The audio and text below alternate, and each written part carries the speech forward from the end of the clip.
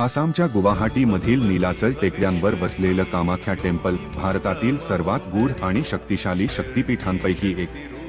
हे मंदिर सतीच्या योनीचे प्रतीक मानले जातं, जिथे मूर्ती नाही तर एका नैसर्गिक खडकाची पूजा केली जाते, जी स्त्रीशक्ती आणि सृजनाचं प्रतीक आहे.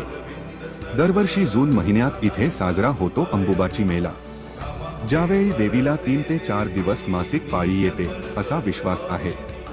या काळात मंदिर पूर्णपणे बंद राहतं.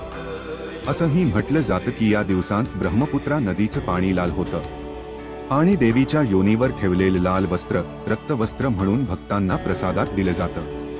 कामाख्या मंदिर हे तांत्रिक साधनेचं सर्वात पवित्र केंद्र मानलं जातं, जिथे साधक गुप्त साधना करून सिद्धी प्राप्त करतात.